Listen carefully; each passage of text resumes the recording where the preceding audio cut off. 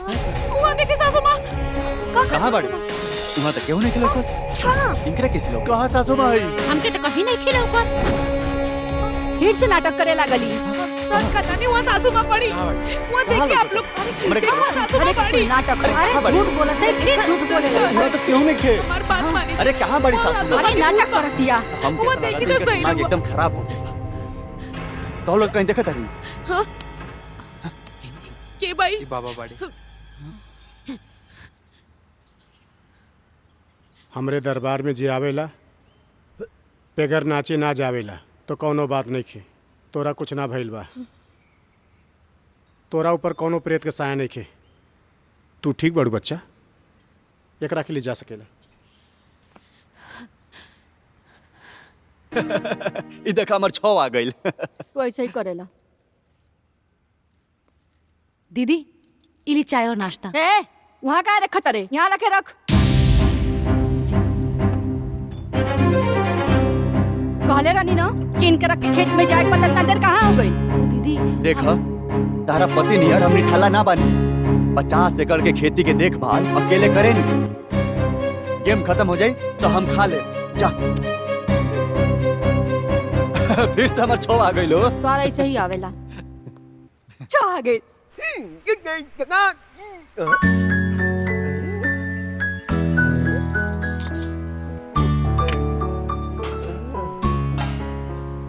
अरे दीदी, हाँ ऐसे भाग भाग के काम करबू ना ते ये घर के लोग दौड़ा दौड़ा के काम कराई। हाँ 15 साल से यह देखा दई। जब मलकिन जियत रही ना तो हमसे कभी की बच्ची जब हम मरम ना हाँ तो यही घरे में रहे, सब कर सेवा करे। तब से हम यही घर में ही, नहीं तो कहिए तो तू 11 हो गए इतिहास। परेशान हो गए लोगों के चक्कर में दीदी। अरे भैया तू परेशान मत होगी। अब हम आगे बानी ना। अब हम घर के सारा काम अकेले कर ले। ठीक बा? अब रुआ बस कभी कभी हमार मदद कर दे जब भी टाइम मिली रुआ के। अरे दीदी, एक तो ही तो हो जो हमके भाई समझे, बाकी ये घर के लोग हमके नौकर समझे। भाई का वादा है दीदी, कौनो भी मुसीबत पड़ी तो बाकी हमेशा तेरे लिए खड़ा रही। ठीक बा भैया, अब हम चाय और नाश्ता देके हाँ, आवत नहीं। ठीक है दीदी। कितना अच्छी है दीदी, भगवान इनके बनौले रहे।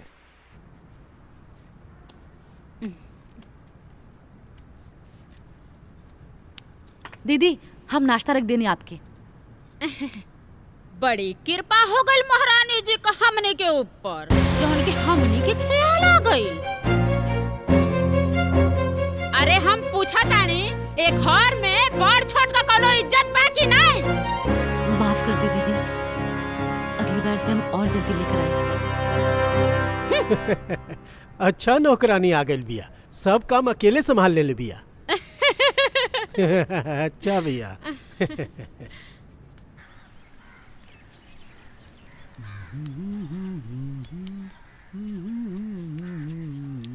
बाबूजी ई रहल बिना चीनी वाला चाय और ई रहल आपके खाली पेट खाए वाला दवाई। ई दवाई आधा घंटा पहले खाए के रहल। आ तू अब हिले के आवत बाड़ू।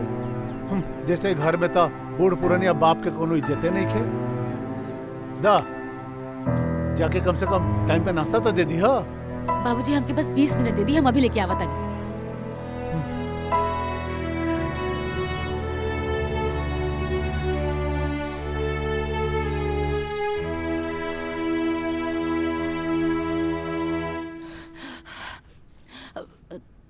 दीदी बस 2 मिनट दे दी हमके, हम काफी और नाश्ता दोनों लेके आवत नहीं। हाँ। ठीक।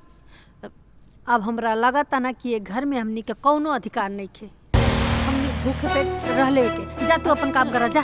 सुना, हम तो कहा तनी बोरिया बिस्तर समेटो आ चला ही जैसे। वैसे भी जो ना घर में इज्जत प्रतिष्ठा ना होके ना कोई ज्यादा दिन ना रुके चाहिए।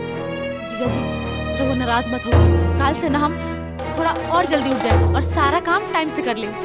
रोलो अच्छा तोरा लगा तक कि हम शिकायत करत ही का? बाबूजी के बलाई का? बलाई दीदी रहे दी ना, हम कहता नहीं बस हमके एक मौका दे दी, हम सब काम समय पे कर दें। अच्छा ठीक है। सुन, कल से जो भी नाश्ता खाना बने सबसे पहले हमने दोनों को मिले के जाए। ठीक बा? हाँ एकदम ठीक बा, बस अभी थोड़ा समय दे दी हमके। ठीक बा?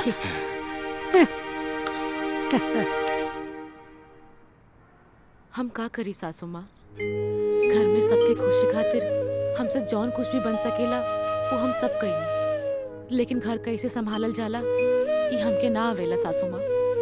बचपन में हमार माई गुजर गेल रहे तो सब हमके कहले कि जब तू ससुराल जाइबू ना तो सासू माँ तोके सब कुछ सिखा दी, लेकिन एजा तो रउआ भी नहीं की। अच्छा बुरा के ज्ञान अब हमके के सिखाई सासू माँ।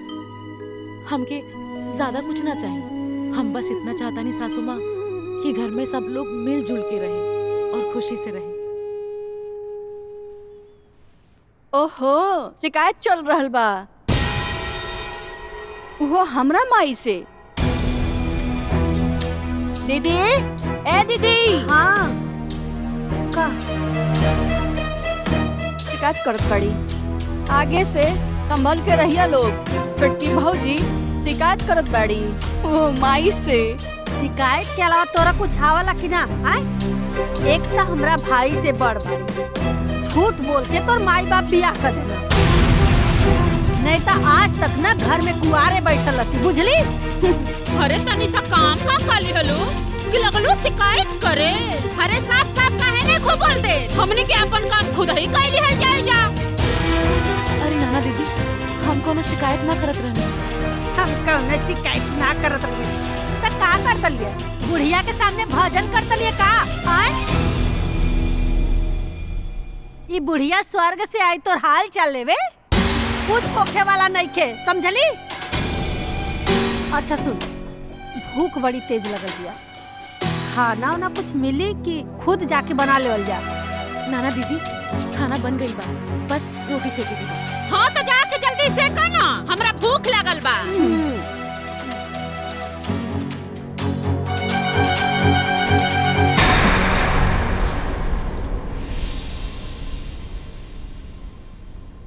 अगर एकरा के नौकरानी बना के रखे के बा त एकर एगो चूड़ी टाइट करके रखे के पड़ी। सही कहताड़ी तू बुचिया।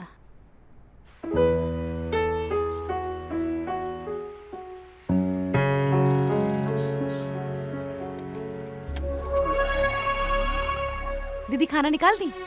दीदी खाना निकाल दी? अरे जब किचन तर आई गलबानी तो खाना ना निकाले? हाँ हाँ चल।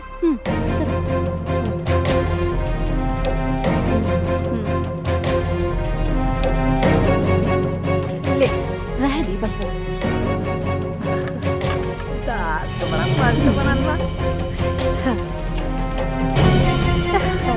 तनका सौर हाय सही सब्जी बनला, हाय सब्जी है।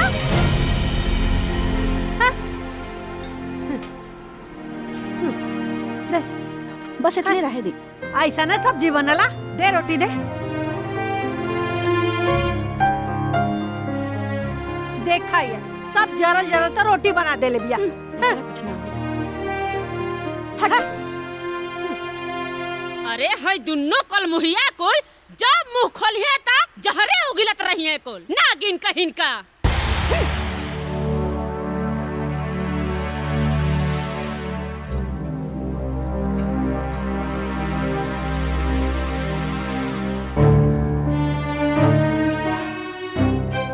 अब खाली मुंह नहीं हरबे कि रोटी देबे, रोटी दे।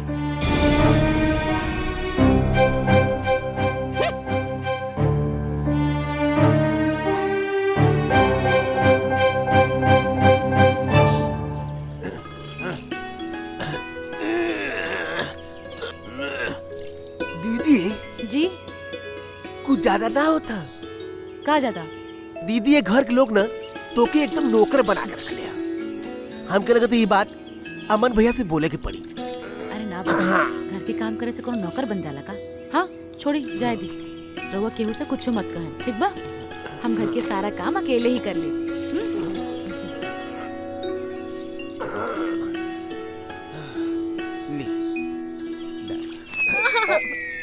दादा हो दादा, का कैलू दुल्हन? माफ कर दी दीदी, हम रउआ के देखनी है ना।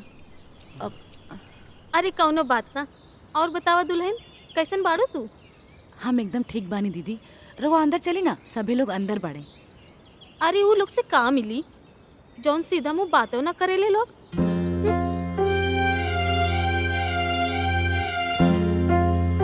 अरे हम तो खाली तहरा से मिलाइल बानी। 4 दिन ना भइल तोहरा के आइले और ये लोग तोहके नौकरानी बना के रख देले। देखा कपड़ा धोए में तोहर हाथ की मेहंदी पूरा छूट गई। अरे ना दीदी, घर के काम करे में कौन बुराई बा? आपन घर बा, नौकरानी थोड़ी बानी है घर में। सुना, हम ना बगले के बानी, कोनो विलायत से नहीं खे, सब पता बा हमरा के। वैसे एक बात बोली, बुरा जिन मानी दुल्हन, ई जिन सोचिया कि हम तहरा के भड़कावत बानी या फिर हम तहरा घर में आग लगावे आयल बानी, बल्कि हम तो तहरा भलाई खातिर कहा तानी। तोहरा के अपना खातिर विरोध करे के चाहिए। बोल दा कि अकेले हम कुछ न करब, सब में काम बांट दिहल जाए। आखिर ई घर पे तो तोहरा उतना अधिकार बा जितना सबके बा, समझ लू? अरे मलतिया जल्दी आ। आवत बानी। ए दुल्हन, हम आई भा, चला। दीदी, ई मालती से बच के रहिया, ई एकदम सकरी मामी है, मामी। छोड़ा भैया, केकरा इतना टाइम बा? दा कपड़ा दा।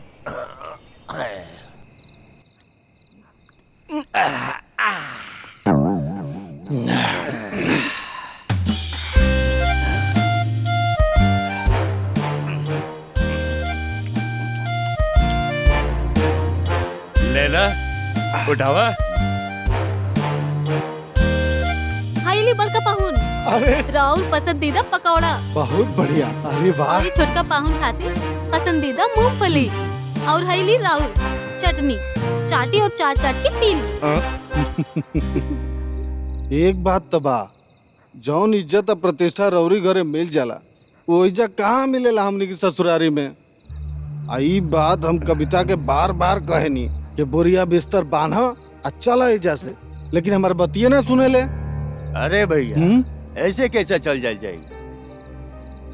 रउआ के तो पता होई ना, सरकार एगो कानूनो बनौले बा जेमे पिता के संपत्ति में बेटा बेटी दोनों के बराबर बराबर हिस्सा होखेला। अच्छा, सही बात कहला पाहुन।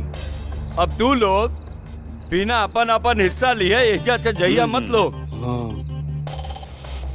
अरे गोपाल के संपत्ति में तो 4 हिस्सा होके के चाहिए ना। अब तू लोग अपन अपन हिस्सा हमरा के बेच दिया, अच्छा कीमत देब हम। हाँ काहे ना? का कहता रू मालती? हाँ बिल्कुल, काहे ना ही, इहो कौने पूछे के बात बा। ई लोग तो देवे खातिर तैयार है बाड़े, खाली वो बुढ़वा अपन जायदाद के बंटवारा त करस। का पाहुन? बिल्कुल बिल्कुल, काहे ना? तनी नीमक मरचा लेके आवा ना। हाँ, ले आवा। जल्दी लेके। हाँ हाँ लावा तनी। का जीजा जी, ये सब का हो रहल बा? पता बा ना, शराब खराब होला, तन मन अधन तीनों खा जाला, फिर भी रउआ लोग सुधरते नहीं की। और मनोज भैया, रउआ के कितना बार कहनी,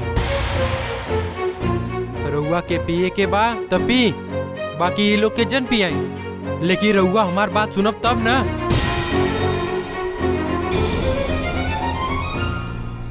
चला उठा लोग, खाना बन गइल बा, सब लोग इंतजार कर रहल बाड़न।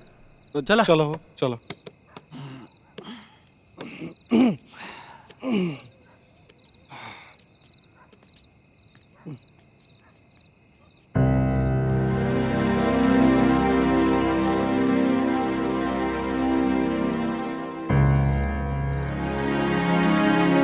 हमरा के बोल के जाता, सबक सिखावे के पड़ी। हे मालती जी, ये पड़ोसी के घर के शांति हमरा करेजा में चूल नियन चुभाता। जल्द ही कुछ करे के पड़ी।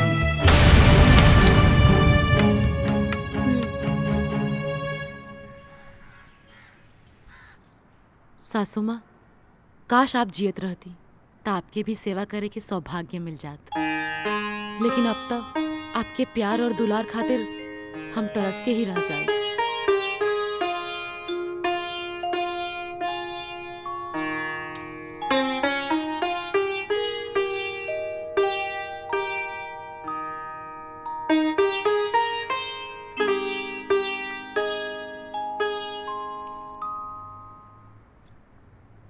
का बात बा? आज तो रउआ बहुत खुश नजर आवतानी। आवा हमारे संगे तो खुश हो जेबू। अरे लेकिन बात का बा? चला तय।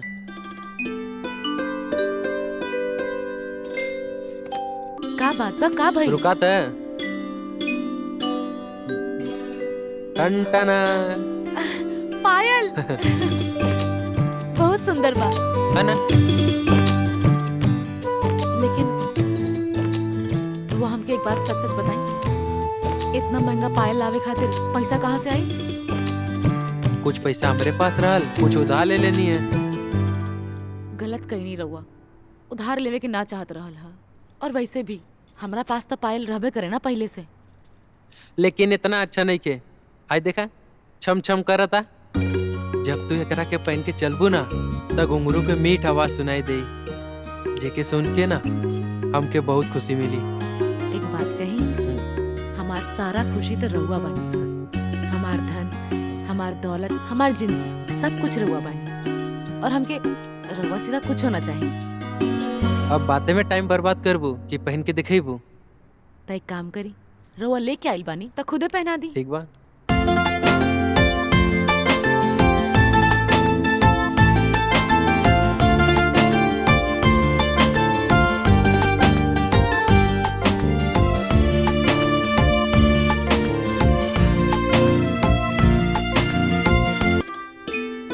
सासू माँ, दिन पर दिन रहुआ खातिर हमरा दिल में प्यार बढ़ल ही चलल जाता।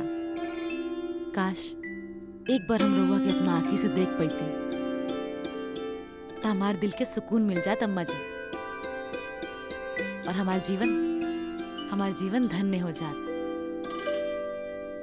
लेकिन शायद हमार किस्मत में ये सब लिखल नहीं की। हम आ गई नी बहू, तुहार इच्छा पूरा करे खातिर।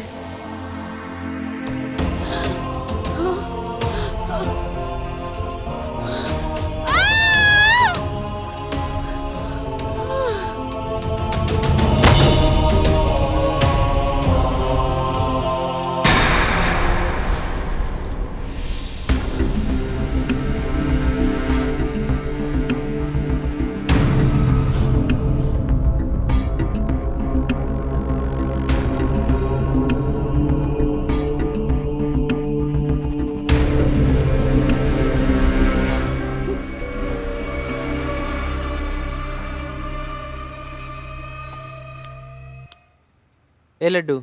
जी भैया। जाके डॉक्टर के बुला लावा।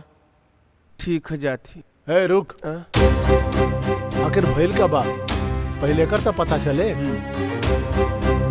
अरे बाबूजी एकरा कुछ नहीं भइल बा, खाली भूत प्रेत पकड़े का ना ड्रामा करतिया कि घरे का काम न करे के पड़ी।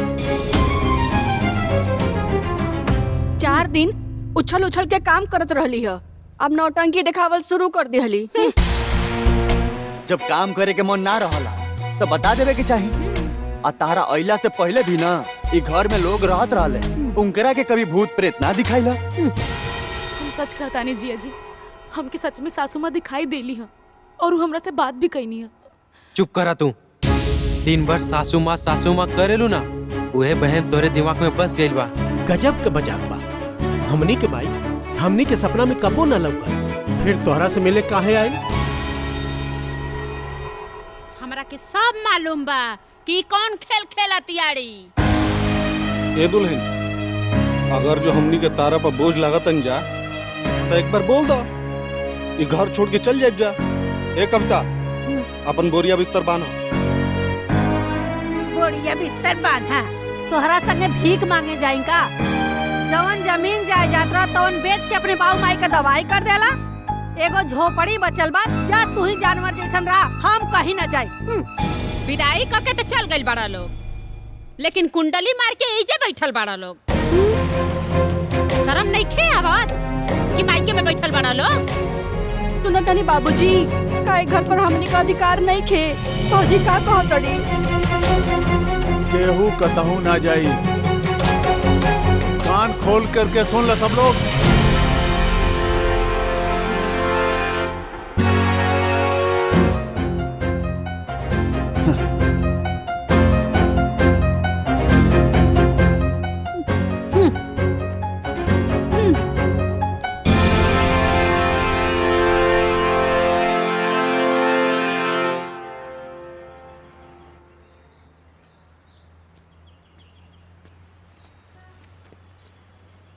सुनी, काहे नाराज बानी रहुआ? देखा, हम तोरा के कुछ बोलत नहीं की, बस समझावत बानी। मुश्किल से 1 महीना के बाद बा, फिर हमनी के बनारस चल जाइब जा। बनारस में हमार नौकरी के बात हो चुकल बा। तब तक जैसन चल रहा बा चले दा। तू पहले ही दिन से घर के सारा काम अकेले संभाल ले बाड़ू, कुछ दिन और कला। रहुआ के भी हमरा ऊपर यकीन नहीं के? रहुआ भी सोचा तानी कि हम झूठ बोल रहल बानी? अरे हम घर के सारा काम कर ले, लेकिन हम सच कहा तानी, सासू माँ के भूत आयल रहे, हमारी यकीन बस करी। प्लीज, माई मर चुकल बा, मतलब मर चुकल बा। 5 साल में कबो वापस ना आए, तो तोरा के कहां से दिखाई देलस?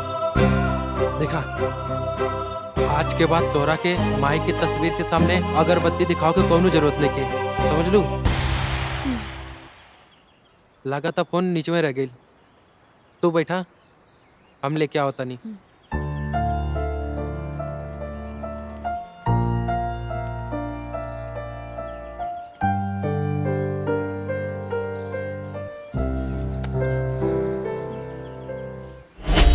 बहू, तू हमरा से डरा जन बेटा, हम तुहार सासू माँ हई। हम तोरा से बात करे के चाहतनी बेटा। आजा बेटा, आजा, हमरा से बात कर ला बेटा। बेटा, तो याद कैलू हा और हम आ गए नहीं बेटा। हमरा से बात करा बेटा। भूत, भूत सुना बेटा।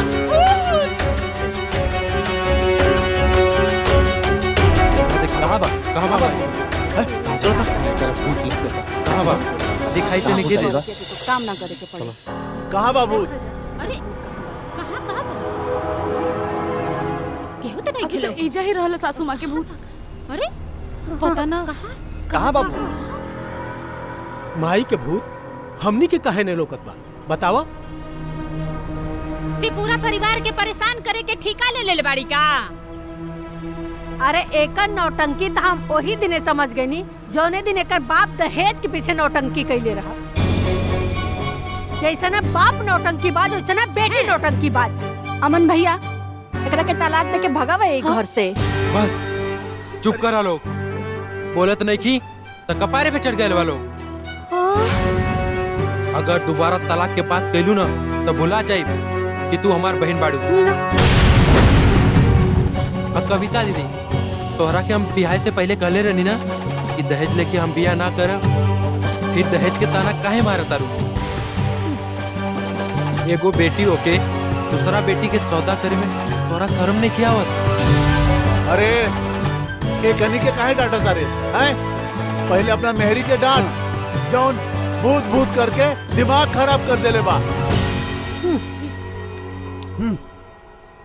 चला साने। चला, परेशान करके रख देला बा। चलो। हमें कहती थी कहीं एक बार दीदी के बाहर घुमाओ ले जीता ना, शायद कुछ जीव आजमान हो जाए। सही कहत बाड़े, शादी के बाद से माता जी के दर्शन ना करी। चला तैयार हो जा, तोरो के दर्शन करा देता नहीं। चला। हम सच कहता नहीं जी, सासू माँ के भूत एजा सच में रहे। अरे चला। हम अब बात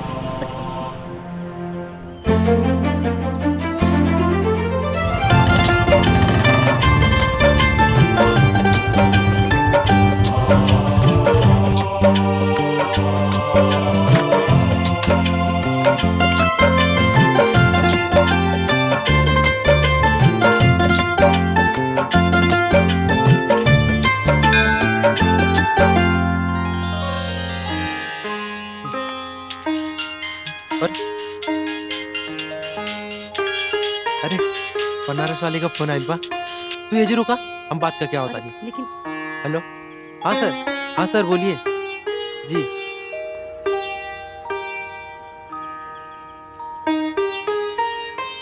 माता रानी, ये हमरा साथे का हो रहल बा? हमके तो कुछ भी समझ में ना आ रहल बा कि ई हमार दिमाग के भ्रम बा कि हकीकत। अभी रउआ ही समझाई।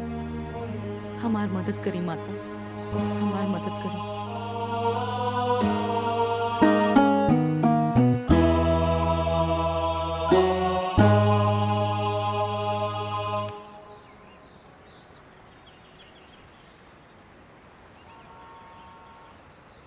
अरे सुनी बहू बहू डराजन बहू ना बेटा हम सासू माँ डरा मत तू हमार हम तुहार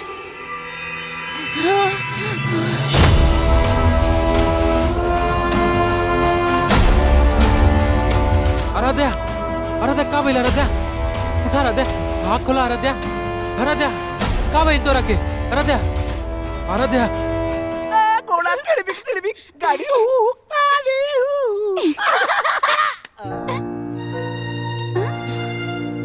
बैठा बैठा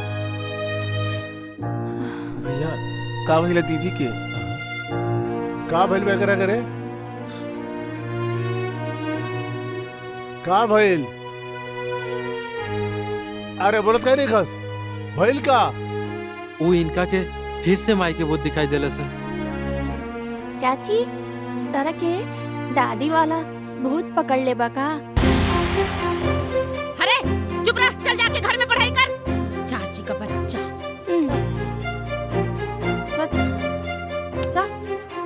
चल अंदर।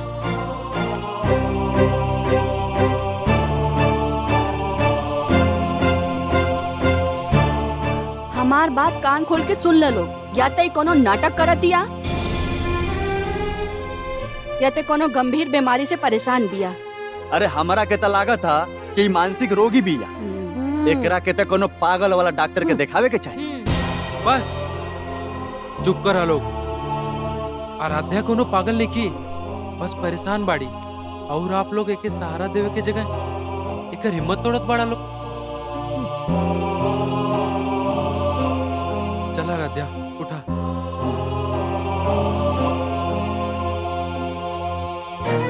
ले जा ले जा। देख लो फिर एक नाटक शुरू हो गई।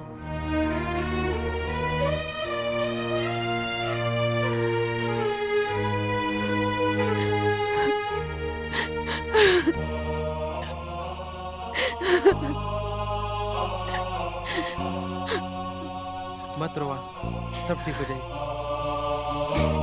देखा क्यों कुछ भी कहे, हम तोरा संगे बानी ना।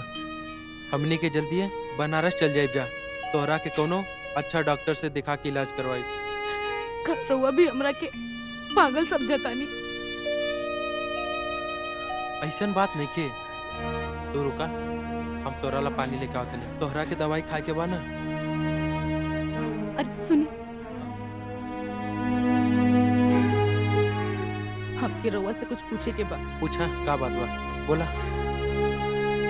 हमके ये बताई माँ जी के मौत कैसे भइल रही? तू फिर से शुरू हो गई लू। तू दिन भर सासू माँ करेलू ना, यही से तोरा के माई के भूत दिखाई देता।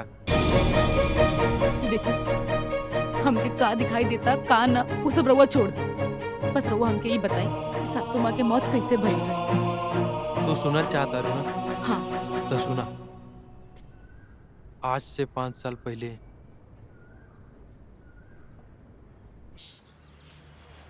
अरे मालती, बहू और दुद्दू को बेटी रहला के बाद भी सब घर के काम हमरे के करे के पड़ता।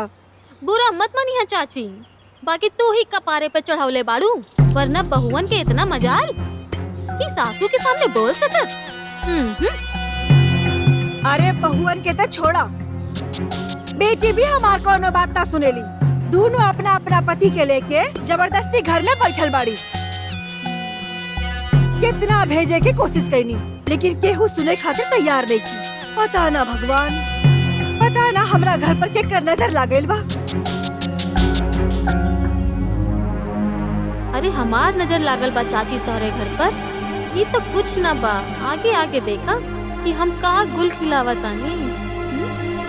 अच्छा तो तू ढेर केहर जाई। हम और खाइला कि तोरे बाप का खाइला? ना ना, हमरे बाप का ना, हमरे मरद का कमाई खाता तू दोनों मिलके, बुझले? अरे कैसन बोलत दिया जैसे ई घर ई दुआर सब एकर पति से चले बा। अरे का भाई, एक दिन भी तू लोग शांत ना रह सकेलू? ए बूढ़ा, हमके मत समझावा, समझाओ ही के बा, कहाई अपना दोनों बेटी के है तू? अगर दोबारा पागल का भी ना तो तोर जुबान ढक खींच ले। ई हमनी के घर से निकालल चाहतिया, एकर छोटा पकड़ के एकरे के घर से बाहर निकाल दिया जा दिया। आजे फैसला होई कि ये घर में के रही के जाई। आज हम तुम्हारी का पता बतानी। चला पुलिस आजे घर में जो के कैसे रहबा पुलिस घर में। अरे हमारी ये खा के ठीक है मारा खटानी। आजे फैसला हो के रही। छू के देखा। चलो जब फैसला होई के दिखा रही के जाई। चाची चाची कहाँ भाई? चाची हाँ? जा चाची, तोहार तो राम नाम सत हो गई। ई घर के तोड़ला में तू ही सबसे बड़ा अर्चन बनत रहलू हा। अब हमरा के ई घर में महाभारत करवावे में कौनो दिक्कत ना होई। घर में के रही घर से के जाई। निकल हम पता बतानी। दीदी हो गई माई का मगन तो रख माई कैसे हो गए भाई बाहर लड़त रही हा ना जाने चाची कैसे फिसल के अचानक से गिर गई हा। माई उठ आँख खोल माई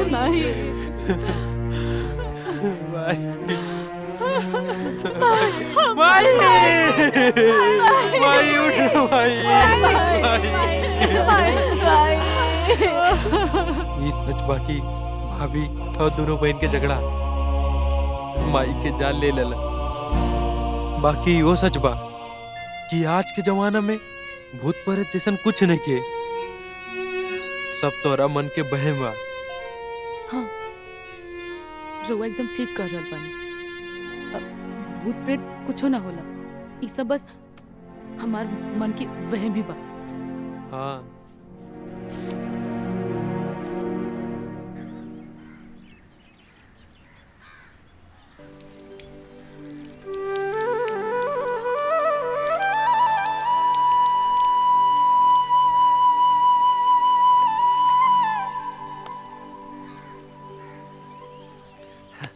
अब कैसन बा तोर तबीयत?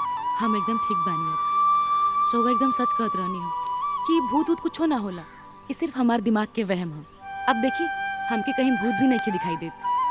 बहुत बढ़िया, जा तू घर के काम करा और हम बाजार के क्या होता नहीं। ठीक बा लेकिन जल्दी आए। ठीक बा जा।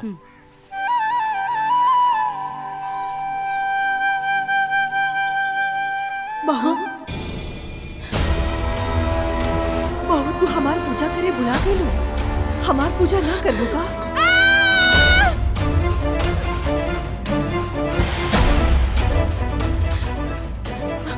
दीदी अरे दीदी बाहर ना, सासू माँ के भूत बा दीदी। पता ना दीदी हमरा पीछे काहे पड़ल बा। दीदी हमके बचा ली, दीदी हमके बचा ली। दीदी अरे का मजाक कर बाड़ू? कहां भूत बा? दीदी हम सच कहते नहीं। वो देख ना हो जाने वहाँ ना उसे जहाँ छत पे भूत बाहर। दीदी पता ना दीदी हमके हर जगह माँ जी के भूत दिखाई देते हैं। वहाँ जो बाहर खेला। दीदी बाहर मत भेजी दीदी। दीदी दीदी सासू माँ के भूत है बाहर, बच्चा लोग के पकड़ दीदी। हम सच कहते हैं दीदी बाहर मत भेजी दीदी। हम तो के बताओ बानी कि भूत कहां बा? दीदी हम सच कहते हैं दीदी, हमारी बात के यकीन कर दीदी। बाहर सासू माँ के भूत पर प्लीज दीदी। दीदी हमारी बात के दीदी रहन डाइन वाला भूत। दीदी हम सच में कहते हैं दीदी, हमारी बात की यकीन तो कर। और ई रहल परम बाबा वाला भूत, उतरी बाबा वाला भूत। दीदी हमारे सच कहते हैं दीदी। हम झूठ नहीं बोलो दीदी। जिन्नात वाला भूत देखबे बहुत खतरनाक होला। ई रहल जिन्नात वाला भूत। दीदी हम सच कहते हैं। जैसे घर के सारा काम करत रहले ना, आगे भी वैसे ही करे के पड़ी, समझली? चलो दीदी अब दोबारा ना भूत का नाम लिए मत, नहीं समझ जाइए।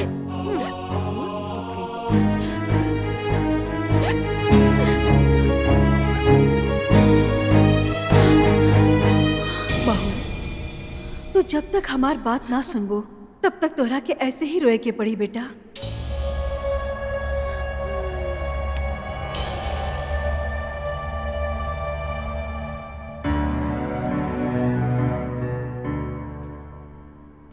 ये बार बार माई के भूत देखे बेहोश हो जात बाड़ी।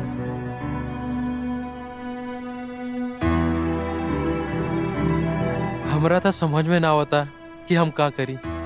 भैया एक बार दीदी के दाजू बाबा के लेके चला, सुने कि वहाँ जे भी जाला ठीक हो क्या वाला।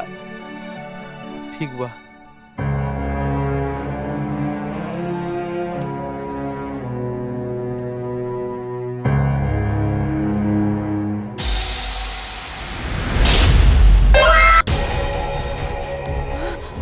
सासू माँ, कुआं देखे सासू माँ। कहाँ बाड़ी? वहाँ तक क्यों नहीं खिला कर? इनकरा किसी लोग? कहाँ सासू भाई? हमके तो कहीं नहीं खिला ऊपर। फिर से नाटक करे लागली। सच कहता नहीं, वहाँ सासू माँ पड़ी। वो देखिए आप लोग, देखो वहाँ सासू माँ पड़ी। नाटक अरे झूठ बोलत है, फिर झूठ बोलेगा। वहाँ तो क्यों नहीं खे? हमारी बात मानिए। अरे कहाँ बड़ी सासू? अरे नाटक कर दिया। हम वो देखी तो सही दिमाग एकदम खराब हो। तो लोग कहीं देखा था नहीं? हाँ? के भाई? बाबा बाड़ी। हमरे दरबार में जे आवेला बेगर नाचे ना जावेला तो कौनो बात नहीं खे। तोरा कुछ ना भइल बा। तोरा ऊपर कौनो प्रेत के साया नहीं खे। तू ठीक बड़ू बच्चा, एकरा के लिए जा सकेला।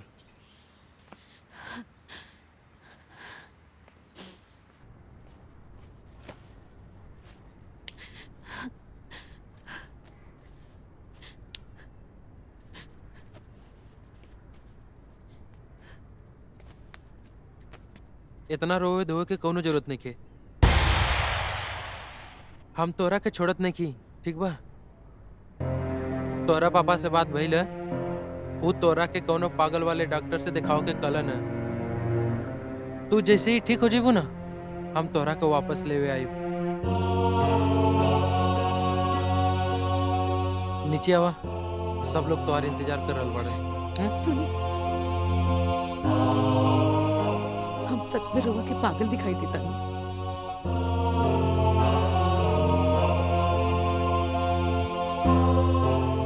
नीचे आवा, अब इंतजार कर रहल बाड़ी।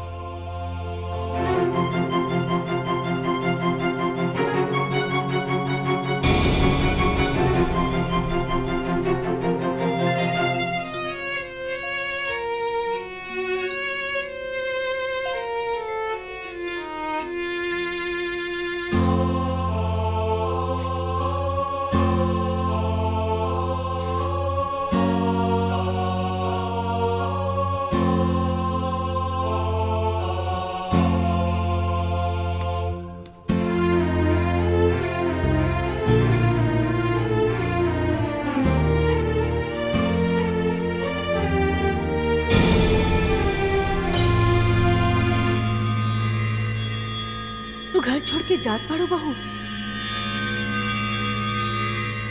रउआ का चाहता नहीं? रउआ काहे हमारे पीछे पड़ल बानी? हाँ, आखिर हमरा और का बिगाड़ ले बानी? देखी, आज रउआ की वजह से पूरा परिवार हमके पागल समझा था। अरे हमके पागल खाना भेजा था रहे सब लोग मिलके। हमार गलती का रहे हैं बताएं? दिन रात हम सबकी सेवा कईनी, उनकरा से कुछ भी ना मांगनी हम, लेकिन हमरा के बदले में का मिले हमरा के बदले में? गाली, मार। अरे यहाँ तक कि सब लोग मिलके हमरा बाबूजी के भी उल्टा सीधा बोल ले। हम तो बहुत बदनसीब बानी। बचपन में ना कबो माई के प्यार मिलल हमरा के, और ना शादी के बाद सासू माँ के प्यार मिलल। आखिर रउआ ही बताए का करी हम? और मिलल तो सिर्फ एक पागल लोके के कलंक मिलल। देखिए, या तो आप रउआ हमरा के मार दी या यहाँ से चल जाए। हम जीते जी ऐसे तिल तिल मरे के ना चाहता नहीं। चल जाए रउआ यहाँ से। देखिए, आज हम रउआ से डराए वाला नहीं की, और ना ही जैसे भागे वाला बानी कहीं। हमार बात तो सुना बहू। बस, हमरा के रउआ बहू मत बोली। ना हमरा और बहू बानी, और ना रउआ हमार सास। जे औरत एक बहू के घर तोड़ दे, वो सास ना कहाला। बहुत हो गई। या तो आज रउआ हमरा के मार दी, या तो हम रउआ के मार दे।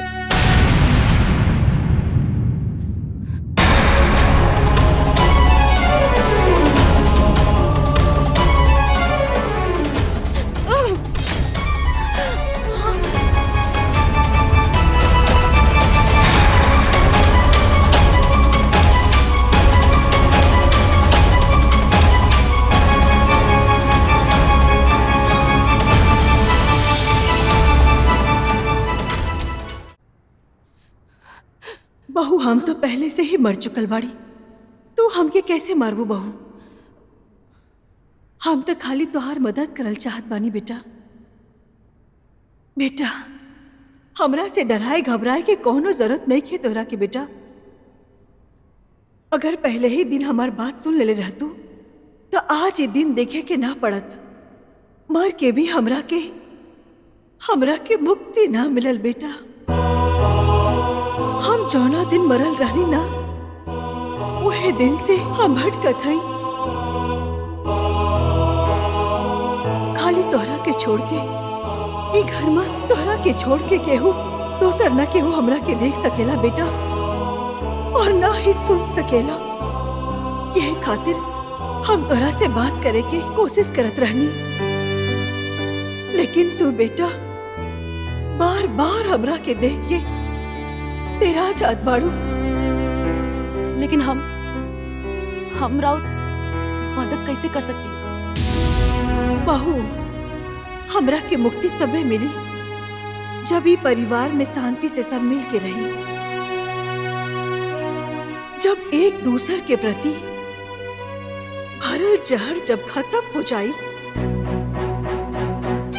दुनिया जानेला बेटा कि हम सीढ़ी से गिर के मरल बानी, बाकी सच्चाई ई बा कि हमार परिवार हमार मौत के कारण बा। हमार पति कबो हमार बात ना मानला। बेटा हमार अपना मर्जी से चलेला। बेटी दामाद के नजर सिर्फ खाली हमार प्रॉपर्टी पर ही लागल बा। जौन चीज हम जियते में ना कर पैनी वो मरला के बाद करल चाहत अरे बेटा। सबके सही रास्ता पर लेके आयल चाहत बानी, बाकी तोहरा बिना हम असहाय बानी बेटा। आपन परिवार के बचावे खातिर सास बहू के गठबंधन होखल जरूरी बा बेटा। सास बहू के गठबंधन खातिर हाँ कर दा बेटा। बोला बहू, सास बहू के गठबंधन होई ना तो तैयार हो ना? देबू ना हमार साथ? बोला ना हमार साथ देबू ना? आराध्या जल्दी करा।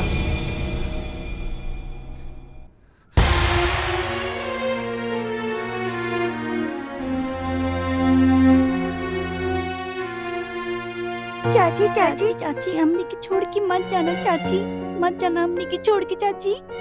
हाँ तू लोग बिल्कुल परेशान मत होखा बाबू, हम कहीं नहीं जात। का?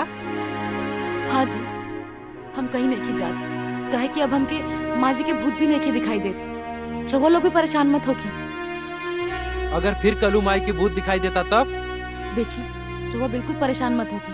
हम रवा सबसे वादा करता नहीं कि अब हमके माँ जी के भूत दिखाई न दी। अरे भगावे के यहाँ से, ये फिर से झूठ बोलत दिया, फिर से नया ड्रामा शुरू कर दे। अगर तू ठीक बाड़ू तो जाके सबके खातिर खाना बनावा, बहुत जोर से भूख लागल बा। ये अकेले काहे बनाई? तू तीनों भी तेकर मदद कर सकत आड़ू ना। दिन भर मेहनत करके हमार मरद भी कमाए, काम भी हम ही करी, हमरा से ना होई कुल, बुझला? अगर ये बात बा ना तो आज के आज बंटवारा हो जाए, सब अपन बनाई अपन खाई। ए जी रवा का कह रहल बानी? ई घर के बंटवारा ना होई, ई घर ना माँ जी के बनावल मंदिर। रवा बिल्कुल परेशान मत होगी, रवा सभी परेशान मत होई। घर के सब काम हम अकेले ही कर ले और खाना भी बना दे। अब बस रवा सब बता दी हमके कि रवा सबके का खाए के बा। हमरा खातिर गर्मा गर्म पराठा बनाओ। हाँ और हाँ दुल्हन, हमरा खातिर ना दाल खिचड़ी बना दिया। हमरा बहुत पसंद है। उ का है ना, मसाला खात खात हमार पेट खराब हो गइल बा। ठीक बा बाबूजी, रवा का खाए? अरे भूत भूत करके तो दूध से हमार कपार खा गइलू। अब पूछा तारू कि का खाए? जौन मन में आई बना दी, खा ले हम। बाकी हाँ, अब भूत भूत का नाम मत ली। जा यहाँ से। जी अब जल्दी करा, भूख लागल बा, फैक्ट्री जाएक बा।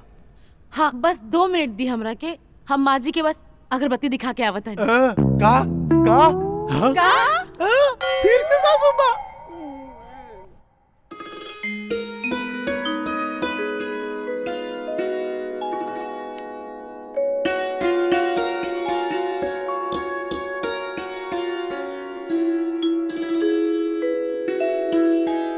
हमेशा खुश रहा बहू। भगवान तोरा के दुनिया के हर खुशी तोहर झोली में डाल दे।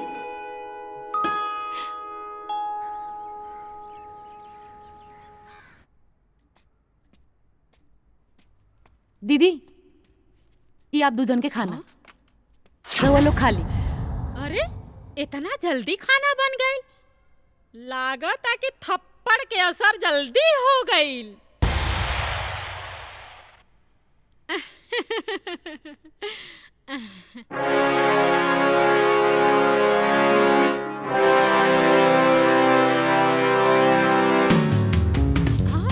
अरे ये क्या होता?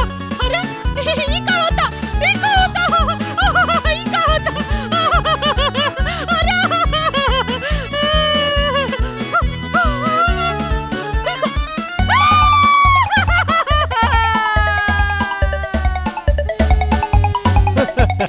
तोहार चेहरा तो लाल बंदरिया नियर हो गइल बा।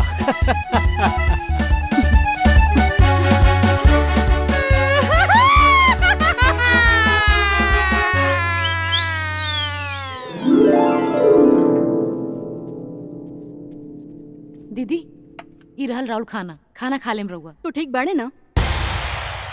हाँ दीदी, हम तो एकदम ठीक बानी। चंतोरा के काल थप्पड़ मरले रहनी, वही से भूत भागल बा। एहसान मान हमार। हाँ दीदी।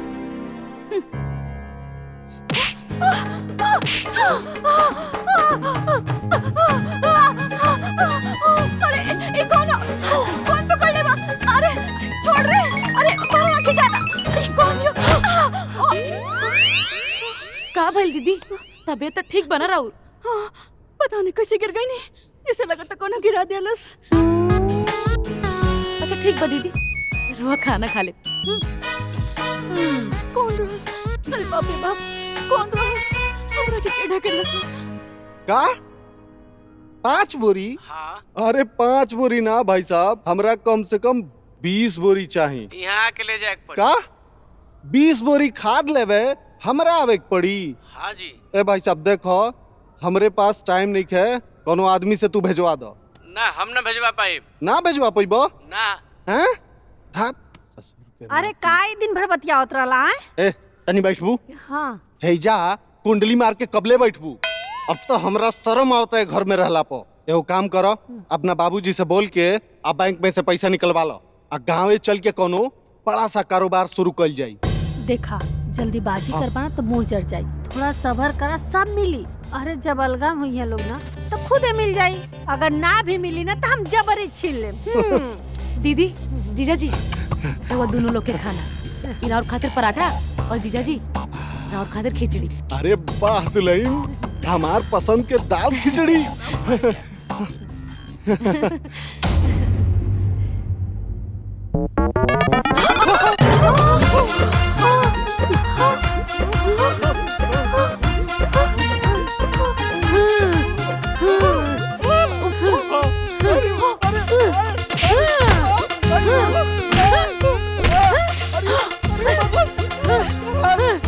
बचाओ सर, खून बचाओ। अरे भाई बे क्या? अरे अरे छोड़ो ना। माफ कर दे। अरे अरे अरे जान के लागे मुझे। अरे कैसे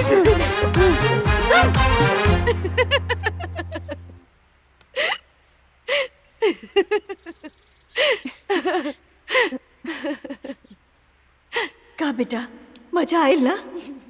हाँ सासू माँ, बहुत मजा आई। अच्छा माँ जी, एक काम करी ना, रहुआ भी कुछ खा ली ना।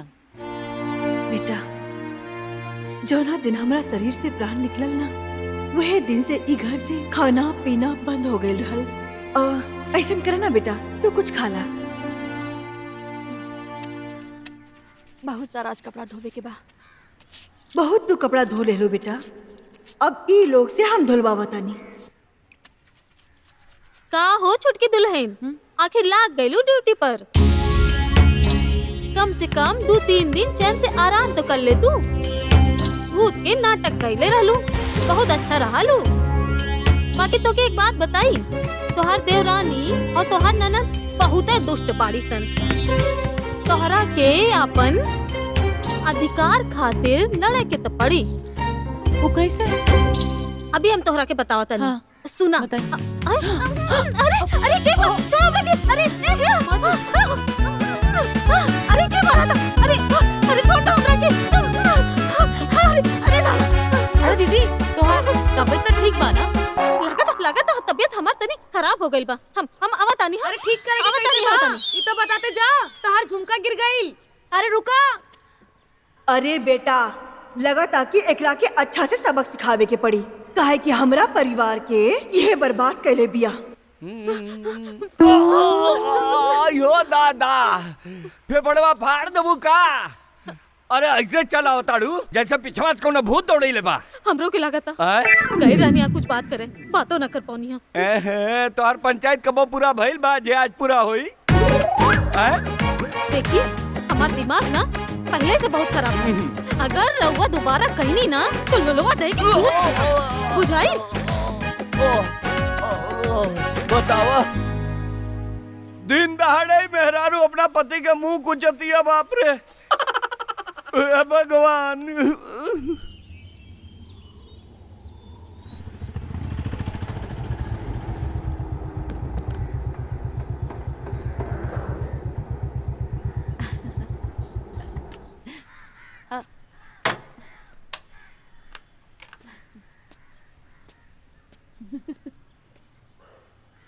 का बात बा, आज बहुत खुश लागत आरू। हाँ, हमार सारा टेंशन खत्म हो गइल बा, इससे हम बहुत खुश बानी। का हम कुछ समझनी ना। अरे हमार कहे के मतलब ई बा कि रउआ जैसन इतना प्यारा पति मिलल हमरा के, यही से हम खुश बानी। इतना सुंदर घर परिवार मिलल हमरा के, यही से हम खुश बानी। और भगवान जी हमार मदद करे खातिर केहू के भेज देले बाड़े, यही से हम बहुत खुश बानी। और सासू माँ के प्यार दुलार आशीर्वाद सब मिल रहल बा, यही से हम बहुत खुश बानी। सासू माँ के प्यार दुलार? तू फिर से शुरू हो गइलू? तू सुधरबू ना।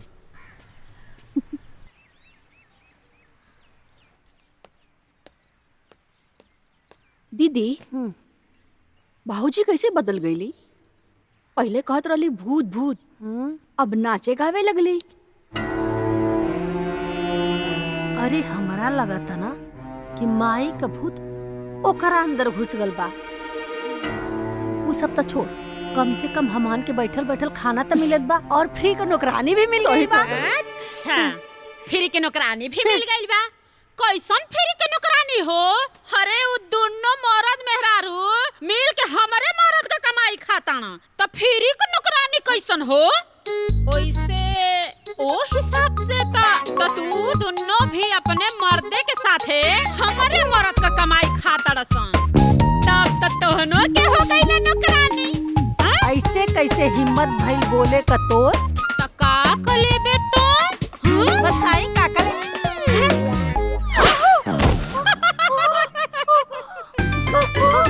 हमारा काहे मार रहा तू? हम ना मनी। रुक, तोरा वजह से हमार दीदी हमके मरना सियाना। अब हम तोरा के बताओ तनी। रुक। ए दीदिया, दीदी ना मनी।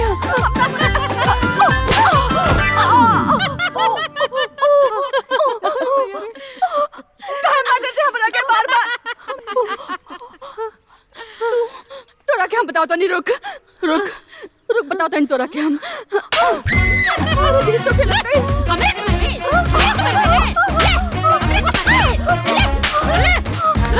हमरे को मारे, हमारा दीदी छोड़ दे।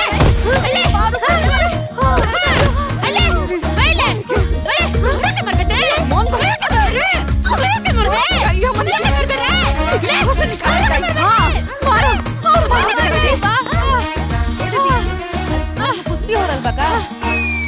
अरे वो करा छोड़, पहले हमरा के उठा। हमरा के बड़की दीदी, रवा भी थोड़ा तमीज से बात करी, तभी रवा के उठाएम हम।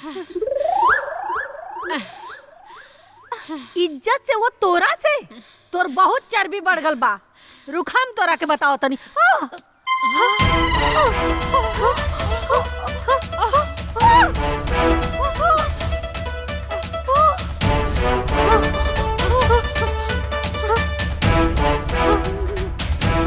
चर्बी हमार ना, चर्बी रउआ लोग के बढ़ गई। अभी चर्बी ना हम तो तारे के ही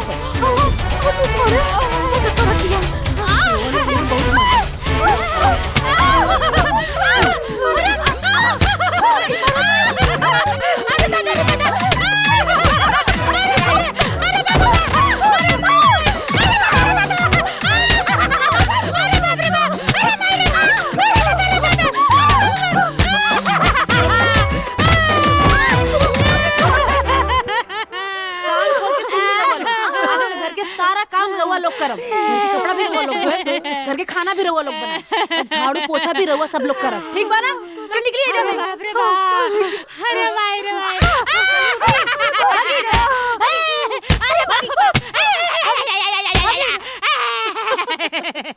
अरे सासू माँ, सासू माँ जैसन जैसन रउआ करनी है वैसन हम करनी है, लेकिन एकरा बाद का होई? टेंशन नॉट बहू, हम साथे बानी ना तोरा। ओके। आराध्या, आराध्या,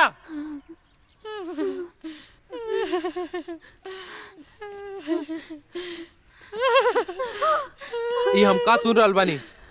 तू भाभी और दोनों बहन पर हाथ उठौलू है? अरे हाथे नहीं उठौले बिया, बड़े मार मरले बिया, उठा उठा पटकले बिया हमने के।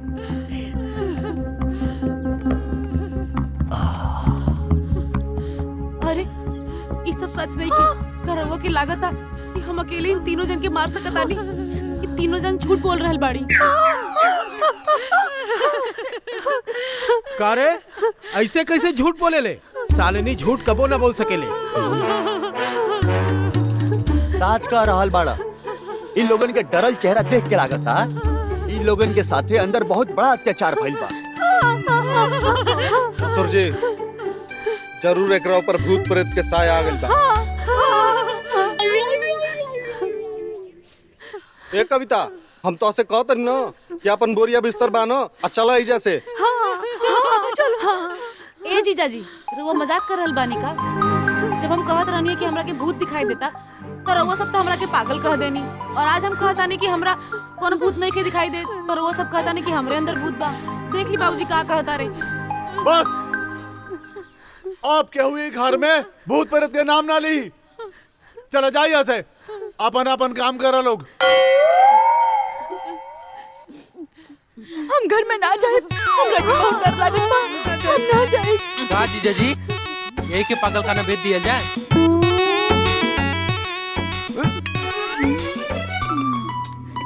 आराध्या जा तू अपन काम कर।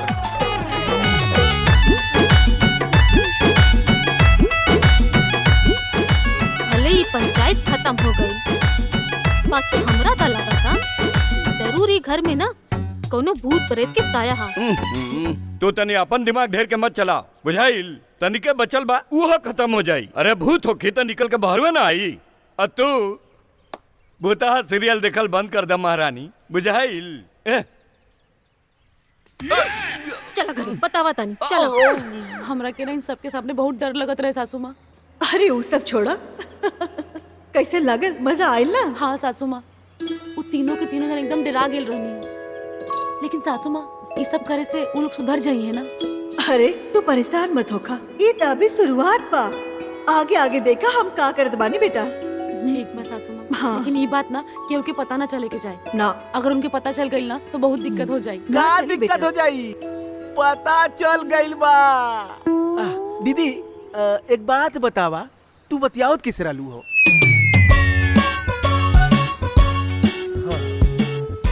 देखो भैया, हम तोरा के सब बात बता दे, लेकिन तू कसम खा कि तू एक बात केहू के ना बताइबा। काहे कि केहू के अगर पता चलल ना तो हमरा साथ साथ तू भी ना पागल खाना जाइबा। अपन कसम दीदी, हम कोई से न कहब। हमार तो खाली बात रही और कोई न जानी। भगवान कसम खा के कोई से न बताई। ठीक बा, बता दी। सासू माँ से बतिया। सासू माँ? सासू माँ से। अरे माना तने की बोका बानी, लेकिन इतना बोका नोई थी, है ना? कहाँ बनी मलकिन? मलकिन कहाँ बनी? अगर हो तो कहता हमने सामने आवे। क्या मालूम सबके? क्या मालूम सबके? क्या मालूम था? हम कहनी है ना कि सासू माँ बानी, तो फिर झुक के नीचे प्रणाम करी। सासू माँ कहाँ? मलकिन। अरे भैया, भैया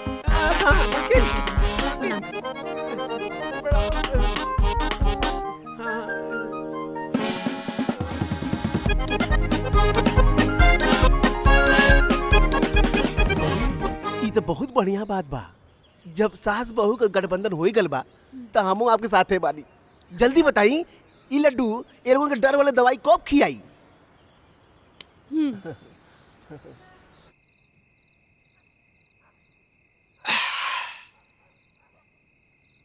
साड़ू भाई। हाँ? अरे डराई जन, इस सब इ लोगन के चाल बा हमनी के घर से भगावे खातिर, और कुछ ना। हमरा पूरा यकीन बा कि निकिता के दोनों भाई बीए में मिलल बड़सन। अब बताई, अचानक घर में भूत कहाँ से आ जाए? सही बात। सही कहा तड़ा। अगर ये बात सही बा तो हम आज कविता के बताई और साफ साफ पूछे कि तोहरा हमरा साथे चले के बा तो चलो, ना तो काल के काल हम अपन बोरिया बिस्तर बांध के आए घर से चल जाए। अरे पाहुन, हाँ। छोट लड़का नियन रिसियाई मत। अरे भूत प्रेत कुछो नहीं खे। अरे रमन पाहुन बिल्कुल ठीक कहता। हाँ। कि सब घर से निकाले के चाल बा। ये लोग चाहत अड़े कि तू लोग घर छोड़ के एजा से चल जा। बाकी तू लोग अगर खाली हाथे एजा से गईला तो जिंदगी भर खाली हाथ पे हाथ धई के पछताइबा, बाकी मिली कुछो ना। ये भगवान तू कहे रे सियाल बाड़ू? अरे इधर आवा, महफिल में आवा। लागता भौजी गुस्साइल बाड़ी। अरे तो काहे ना भौजी गुस्साई है? ई जोन बाड़े ना मनोज भैया, pack pack pack pack pack pack मारते रहता है, आ कुछ खाते नहीं को, तो भौजी हमार गुस्साइबे न करिए। मालती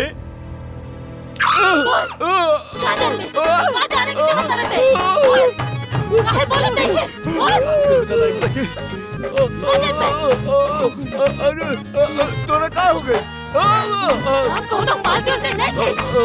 अब कहानी के काल वाली काल। और कहानी के हमार बहुत के तत्व बनावा दारे सर। अब कहानी के छोड़ा सा। अब कहानी के कच्चा चला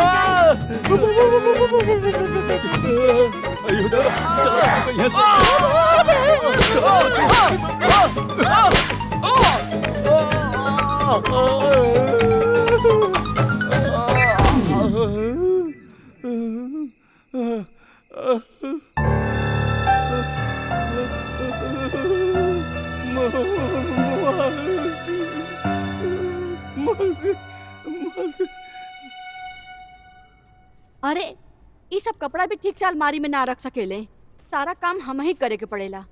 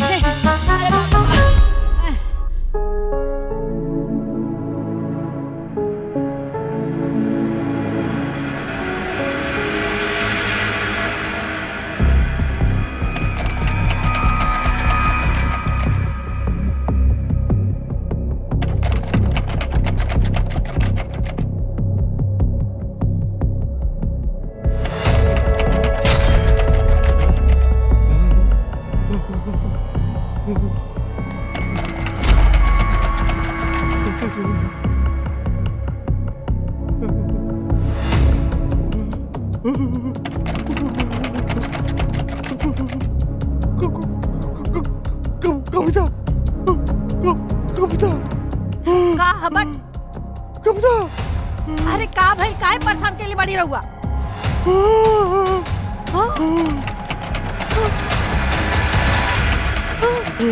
तोरा से कहत रहली ना कि तोरा एक घर में भूत बा तेही ना मन ले यही से कहत रहली कि बोरिया बिस्तर बांध के भाग चलल जा अब मरे जे बाकी तू तो कहत रहला कि मालती के अंदर भूत बा फिर ही दरवाजा भूत बा अगर तू यहाँ से भागे की कोशिश कइला ना तो भूत तो बाद में मरी पहले तो हमरा तोरी हाथ से मरल मंजूर बा लेकिन वो भूत के हाथ से मरल मंजूर नहीं के हमके बचा ले हमके बचा ले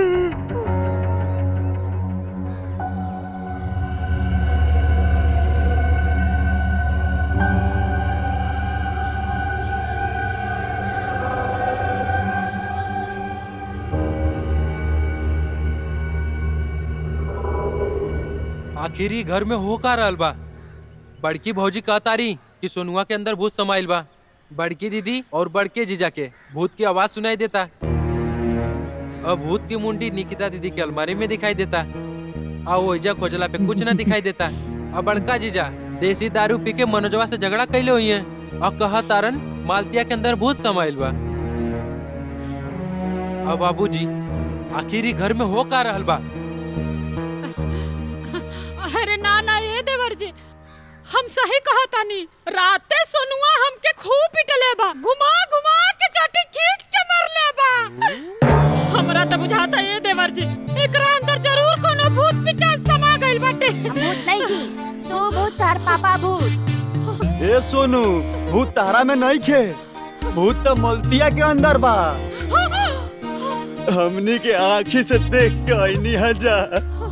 यानी कि कमरा में मालती के मुड़ी रहल का। एकर मतलब कि जोन खिड़की और दरवाजा पीटत रहे वो मालती रहे। यही से हम तो के बार-बार कहता नहीं अपन बोरिया बिस्तर बांध अच्छा ली जैसे इधर रह के मुंह पे करे। हमें जैसे हिलने वाली नहीं थी भले मर जाए। अरे जब मरिए जैबू तो सगरे हिस्सा लाद के संगे ले जैबू का हैं? पहले छोटकी पतोहिया कहलस कि भूत बा, फिर तोहर लोग कहे लगलू कि घर में भूत बा। आखिर ई माजरा का बा हमरा तो कुछ समझ में नहीं खे आवत। बाबूजी हमरा के कुछ मत बोली। हमरा के बस एक बार सपना में भूत दिखाई देले रहला, लेकिन अब हमरा के कोनो भूत नहीं के दिखाई देत। हम एकदम ठीक बानी।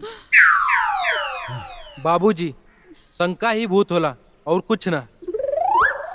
हम भी यहाँ नहीं कोनो अच्छा तांत्रिक के बुलाओ तनी, उहे दूध के दूध अब पानी के पानी करी। ए जी रोवा कहेम त हमरा गांव में एगो बड़ा प्रसिद्ध बाबा बाड़े, लडुएश्वर नाथ महाराज जी। लडुएश्वर नाथ महाराज मतलब दीदी तो मार डाल ले लगा तो फंसा के मनियन ये भगवान संभाल लिया। रोवा कही त हम उनका के फोन कर दी। ठीक बा अपना बाबूजी के काले संदेशा भिजवा दो।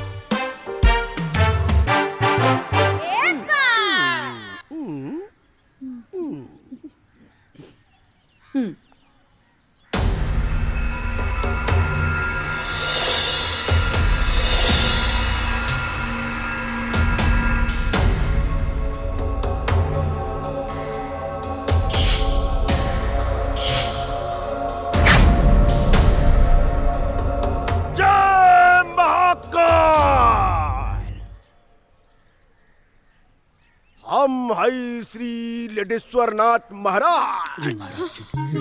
जी महाराज। पूरब के भूत पकड़ी ले, पश्चिम के भूत भगाई ले, उत्तर के भूत उतारी ले और दक्षिण के भूत दफनाई ले। कौनो प्रकार के भूत होके अपने अंगुरी पे 1 मिनट में नचाई ले। ओम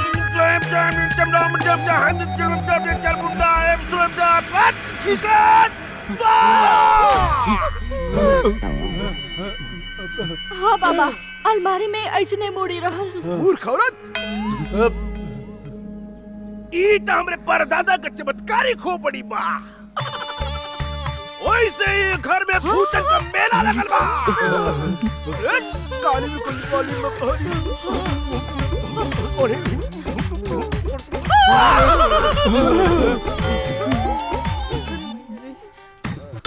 ये ऐसन हम ना घर के भूतनी बोलत दिया। और सबसे बड़की चुड़ैल और है निकतवा कोनो डाई से कम नहीं थे। वाह कवितवा,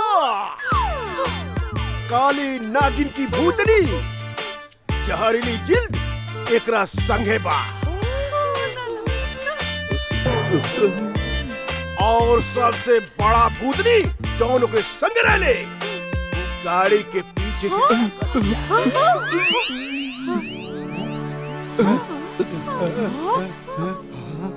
कौन है रे? कोनो उपाय बताई महाराज, हमने के भूत से छुटकारा कैसे मिली? 1 मिनट, अभी भूतनी से पूछ के बताओ तानी।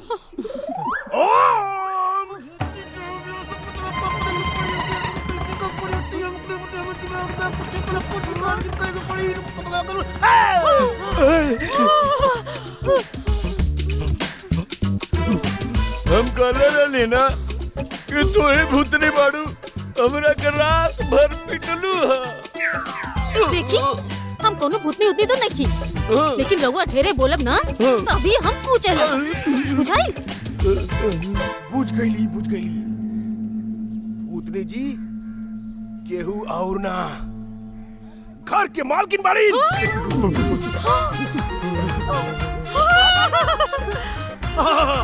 गायत्री देवी।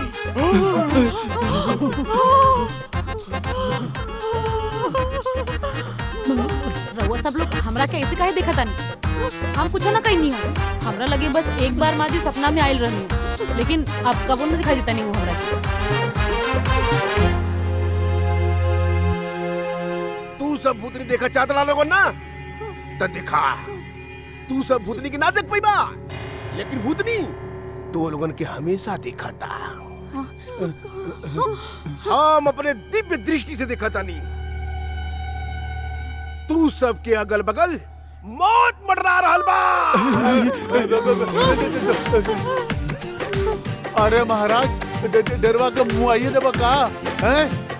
अरे ओकरा से पूछा ना, आखिर वाइल काहे खातिर बिया?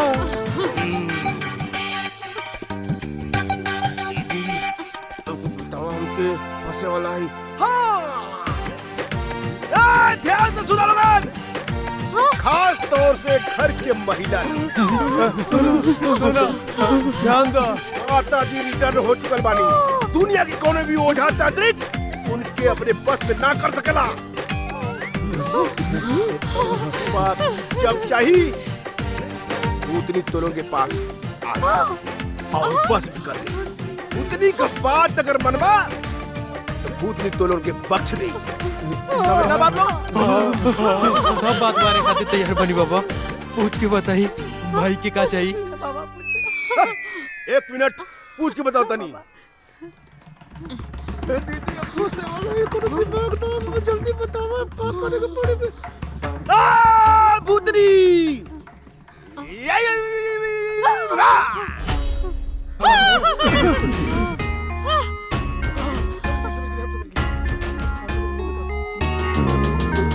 सब लोगन के सब काम मिलजुल के करेंगे पड़ेगा।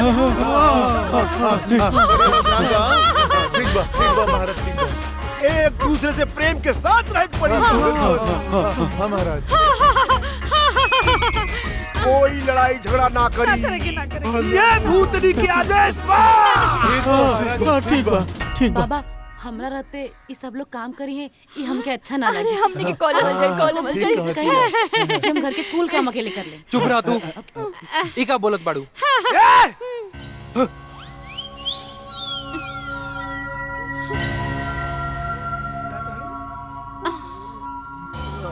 खामोश! आत्मा गुस्सा जाए ना, एक घर में भूत चला जाइए। नहीं महाराज, नहीं। रुका लोग, आत्मा कुछ कहल चाहत बा। बोला आत्मा का? अच्छा, बोला तनी। आत्मा का अगला आदेश बा, आज से छोटकी पतोही घर के कौनो काम ना करी। आज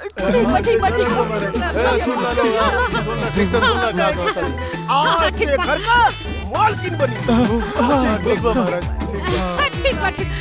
सब लोगन के इनकर आदेश माने के और तो लोगन इनकर दासी बन जा। यह आत्मा का आदेश बा। समझ ले लोगन ना? ऐसा हम ना घर के मालकिन गायत्री देवी कह रहल बानी, जौन ई बखत आत्मा बन चुकल बानी और तो लोगन के ऊपर काल बन करके मंडरा रहल बानी। उनकर आदेश बा। बाकी तो लोगन जाना, हमार काम हो गई, अब हम जाता नहीं। जय महाकाल! जय महाकाल! जय महाकाल! जय महाकाल! जय महाकाल! जय महाकाल!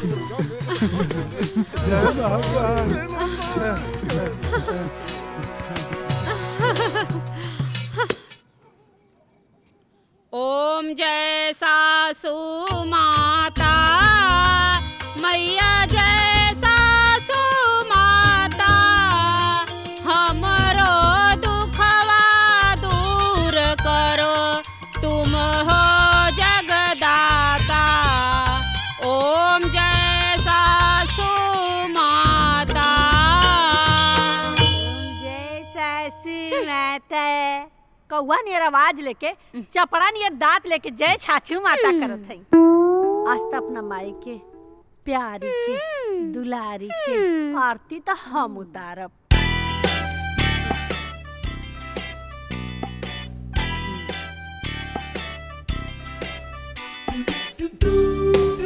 जय मेरी माता। छोड़ा तो हमरा के दो। आज माई प्यारी दुलारी हो गईली, जियत रहली तो सबसे ज्यादा झगड़ा तू ही करत रहलू। माई सिर्फ हमरा से माने और केहू से ना। जय मोरी मैया। जियते भर एक लोटा पानी ना देलू माई के, मरले के बाद पूजा करबू।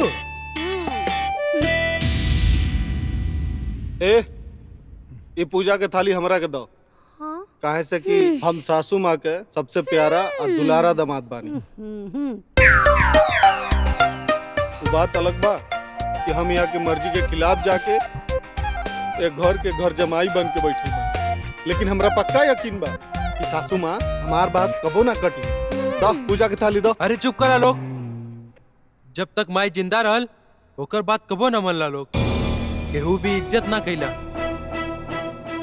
अब पूजा के नाम पे लड़ रहल बड़ा।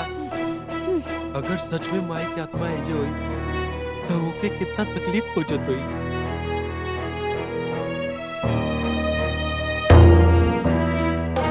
पूजा चाहे जे भी करे, बाकी दिखावे खातिर ना दिल से करे के पड़ी, समझना लोग।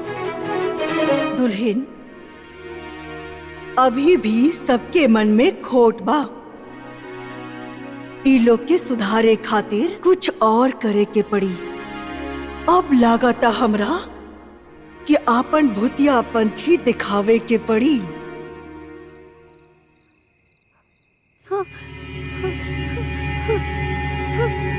दीदी का भइलो?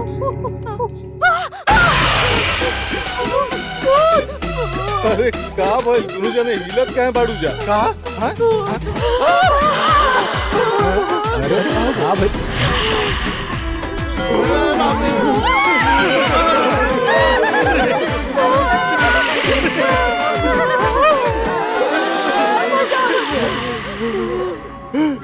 हम तोरा से कहत रहली ना कि जैसे बोरिया बिस्तर बांध के घरे चल, यही ना मान ली। चुप करा, यहाँ जान अटकला। बढ़िया बिस्तर लेके भाग चली। अरे निकिता, अरे अपना भाई के समझाओ रे, हमरा बहुत डर लगता है। अरे कैसे हम समझाए? हमारो दुखवा दूर कर हे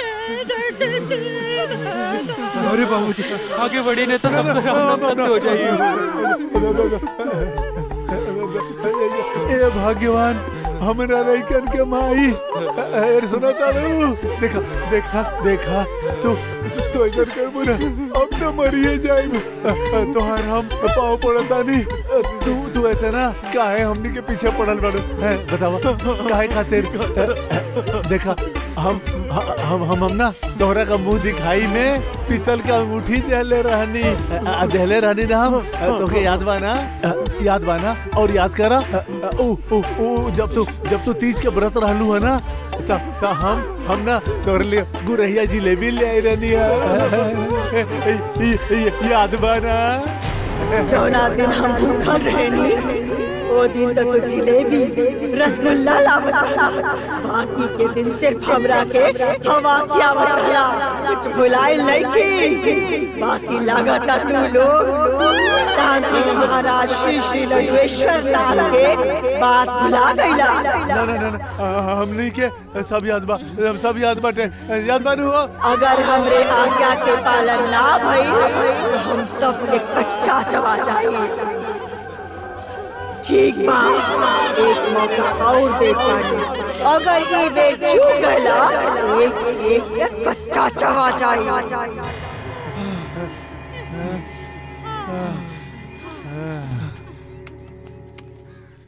मन तो करता भूतनी का ना नोटा ही दबा के मुआ दी, एकदम जिंदगी नरक कर देले बिया हमार।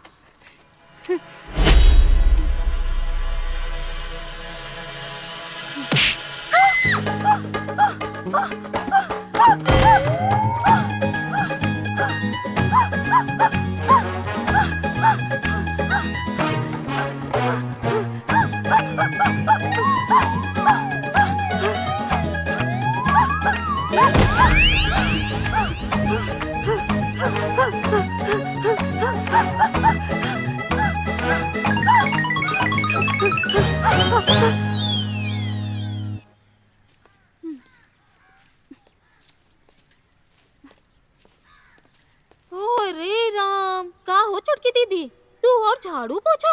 हे राम, ये कैसन जमाना आ गइल बा, अब तोहरो से ही लोग ये सब करावे लगले। का करी, जायदाद के चक्कर में रुकल बानी। ए घर में हमनी के राज ना, भूत के राज चलता, भूत के, समझ लो ना।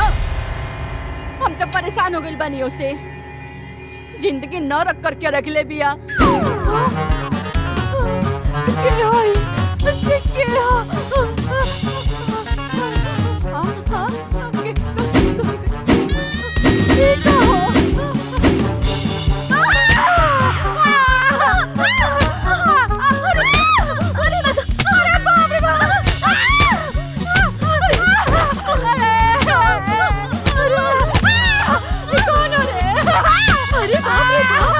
लागत है घर में सच में भूत बा।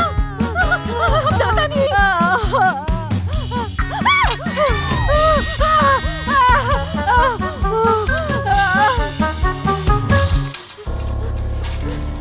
अरे का बहल, अरे इतना जोर जोर के काहे हफत बाड़ू? अरे दरवाजा काहे बंद कैलू है? हाँ ना, भूत बा, हमरा के बहुत मारला था। आज के बाद ना हम उनकरा घरे कबो न जाए, चाहे का तो दूर, हम तो उनकरा घरे झाकब ना। अरे केकरा घरे भूत बा ये तो बतावा। अमनवा बा ना, अमनवा घरे, और आज के बाद ना तू ओकरा घरे न जाइबा। हाँ न जाई, ठीक बा। ऐसे ना तू कान पकड़ा और बोला कि तू ना जाइबा। हाँ कान पकड़ा। अरे भाई कान पकड़ा तानी, अब ना जाई, ठीक बा। बाकी तू घबरा जिन, चल अब भीतरे चल, आवा।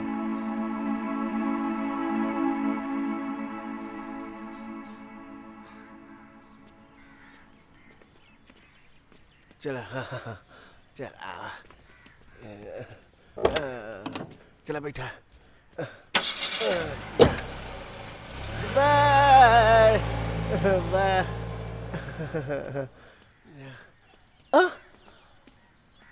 आया आया लेके पानी, आया हूँ पानी लेके।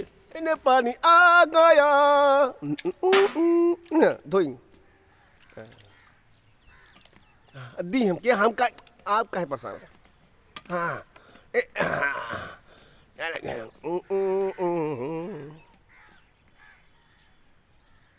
सब ठीक से हो गई ना अम्मा जी?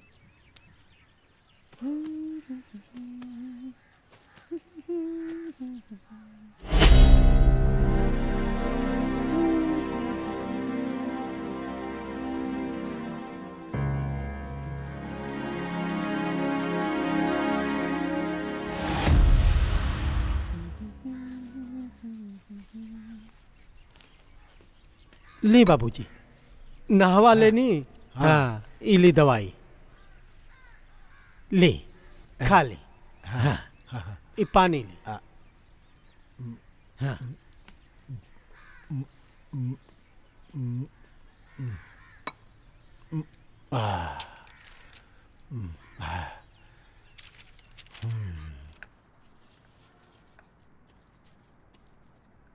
दीदी खाना बन गई? हमके 5 मिनट दा 5 मिनट में खाना बन के तुम्हारे कमरा में पहुंच जाए। गरम गरम रोटी बना के लेके आओ थी तू जा। हाँ ठीक। अरे खाना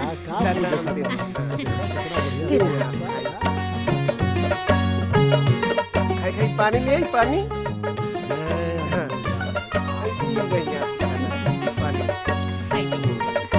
आपको पानी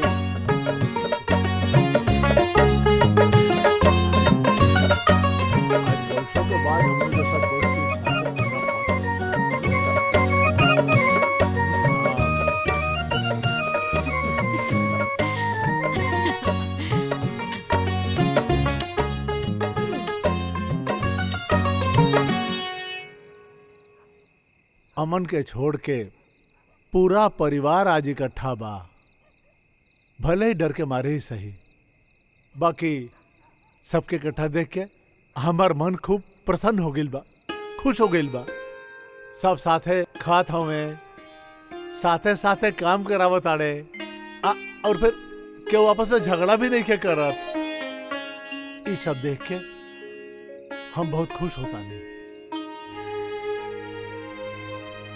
अब एगो खुशहाल परिवार में और का चाहिए भगवान करे हर घर में गायत्री जैसन भूतनी होखे ताकि फिर कौनो परिवार ना टूटे।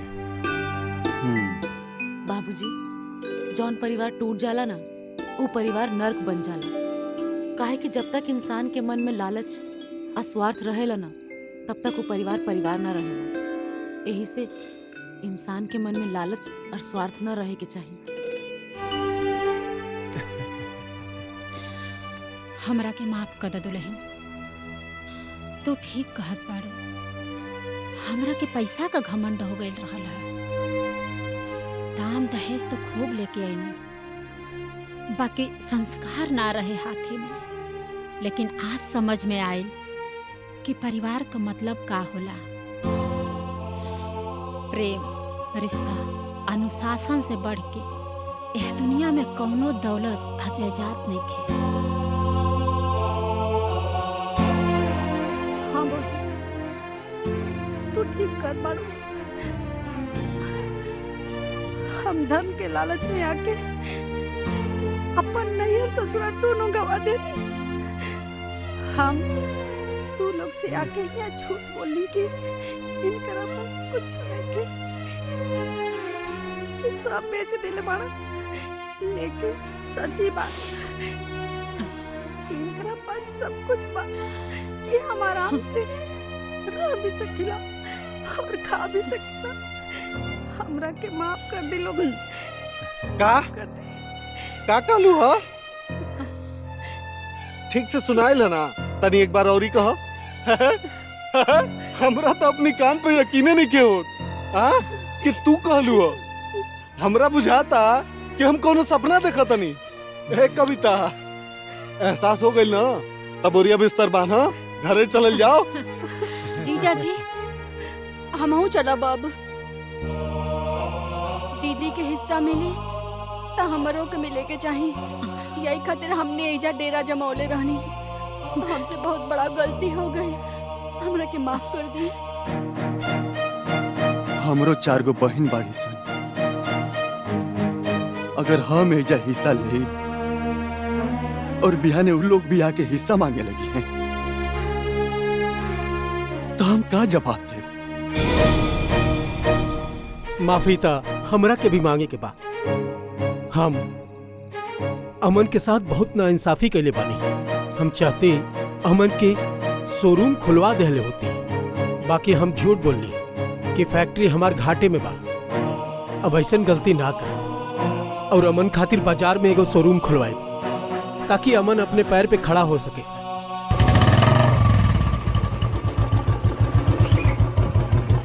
आवा आवा अमन आवा, हम सब तोहरे इंतजार करत रहनी जा। अरे बाबूजी, सब लोग एजे बानी?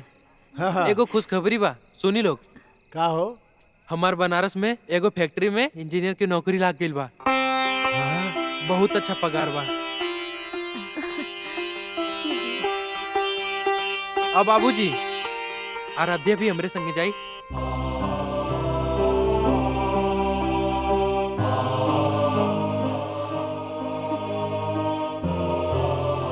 सुबह सुबह निकले के बाद चला आराध्या, कपड़ा पैक कला।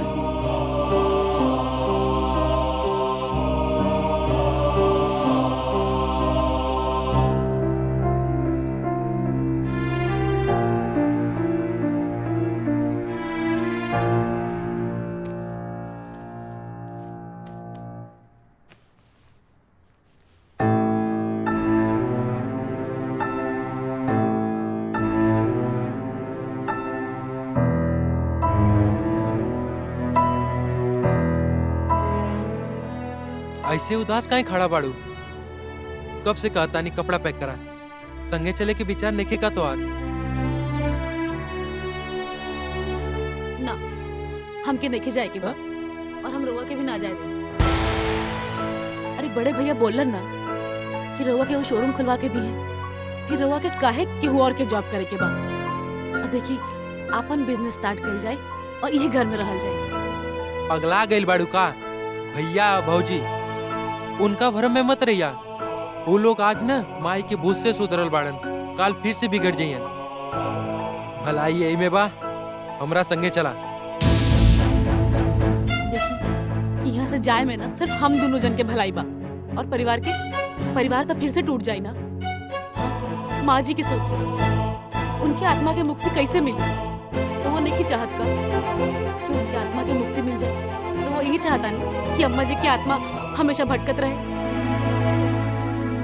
तू तो ऐसे कहत बाड़ू जैसे माई की आत्मा के तोरा से खुद कलस है कि हम भटकत बानी। जी हाँ, लेकिन फर्क सिर्फ इतना बा कि रउआ के अम्मा जी ने दिखाई देत बानी, न सुनाई देत बानी। लेकिन हमरा के अम्मा जी दिखाई भी देत बानी और सुनाई भी देत बानी। हमके ये बात नहीं के पता कि हमरा खातिर शराब बा कि वरदान।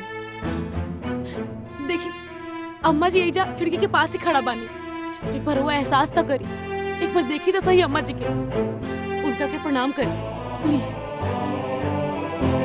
अच्छा माई, गोड़ लगा था नहीं माई? ए माई, गोड़ लगा था नहीं? अरे भाग, का मजाक करत बाड़ू? कहाँ भी माई? सासू माँ, अब रहुआ ही इनके समझाए। अरे एकदम से पगला गइल बाड़ू का? संगे चले के मन नहीं के तो साफ साफ बोल दा।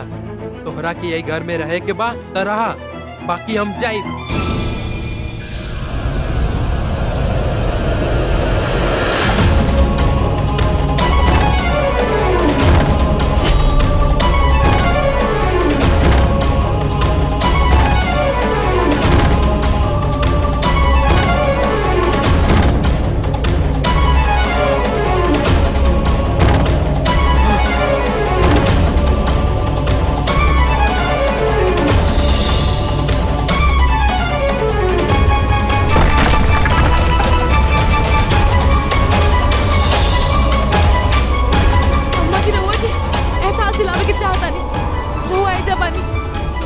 उनका की और गुस्सा मत दिलाई, समझी हमरा बात के। माफी मांग लेंगे तो और गुस्सा हो जाएंगे वो।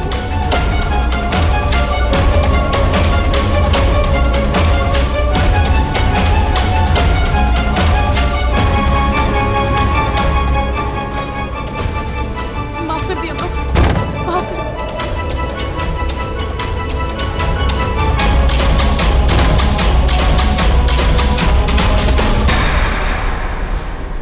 माई हमके माफ कर दे माई, हम तो के समझ ना पौनी है ये बात के हमके बहुत दुख बा। अध्या तू सही कहत रहलू, हम तोरा के पागल समझत रहनी। माई से पूछ के बताओ ना कि माई के आत्मा की शांति कैसे मिली।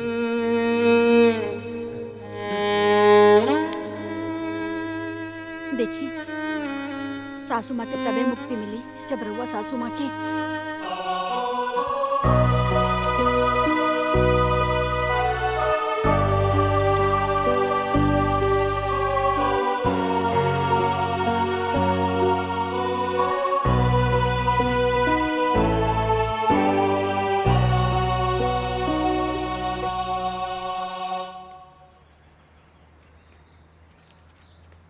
चला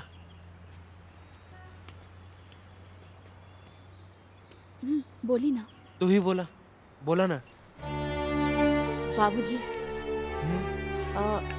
हम दोनों जन कुछ कहे के चाहता नहीं। हाँ हाँ कहा। बाबूजी हम चाहता नहीं कि सासू माँ के आत्मा की शांति के लिए कात्यायनी बलि पूजा करा लिया जाओ। हमके लगा था कि जब तक ये पूजा ना हुई तब तक माँ जी के आत्मा की शांति ना मिले। ठीक बा, काले चल के करा लिया जाए।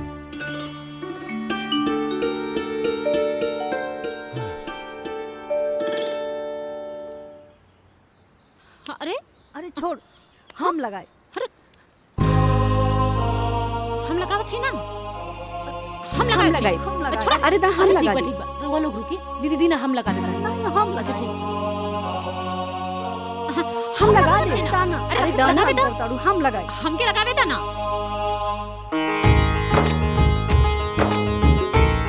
हे भगवान, आज हमारी इच्छा पूरा हो गई। हमारा टूटल परिवार फिर से जुड़ गया।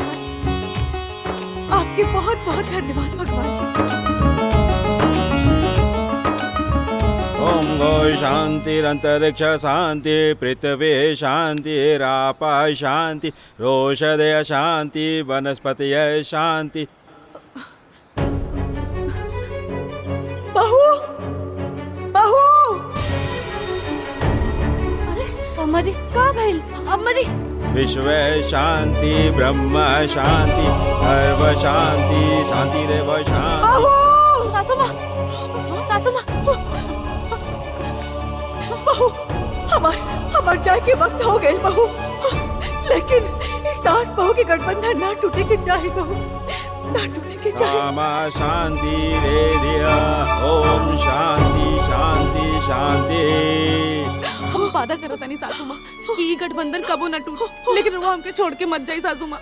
हम रुआ बिना का घर भेजा। शांति। ओम लक्ष्मी नारायण भ्यो नमः, ओम उमा महेश्वराय भ्यो नमः, ओम वाणी हिरण्यगर्भ भ्यो नमः। सासू माँ हमके छोड़ के मत जाई। सासू माँ, सासू माँ, आई, सासू माँ, आई, सासू माँ, आई, आई, सासू माँ, आई।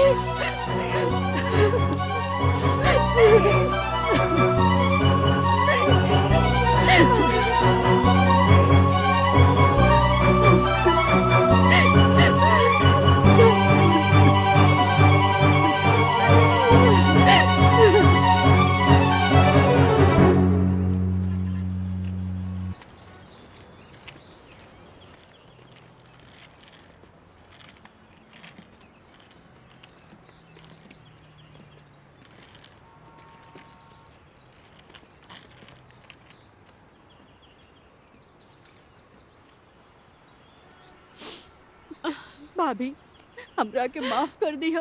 हमरा से कोनो भूल चूक गलती भइल हो कि तब माफ कर दिया करा खातिर। ना ना बबुनी, अपने बड़की भौजी के भुला मत जाइना। अरे इहो घर तुहरे बा, हफ्ता महीना में आवत रही हा बबुनी। हम जरूर आएम भाभी, जरूर।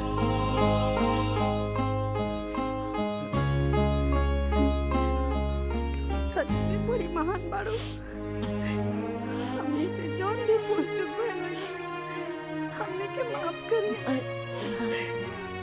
तू उम्र में हमने से बहुत छोट बाड़ू, लेकिन संस्कार में महान बाड़ू, सबसे महान बाड़ू। हमरा के माफ करी। रउआ हमसे बड़ बानी और पैर छू के रहुआ हमके इ पाप के भागीदार बना रहे बानी। हम रहुआ के माफ कर दे।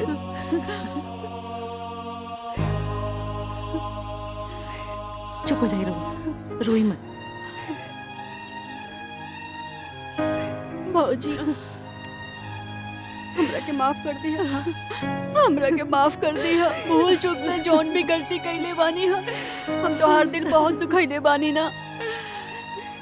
कोनो बात ना दीदी, जाए रहुआ बड़ बानी ना, कोनो दिक्कत नहीं की। हम रहुआ से बिल्कुल नाराज नहीं की। बबुनी रोई जा, सोनुआ के पापा के लिए आके जरूर आएब रउआ घरे। जरूर है भौजी।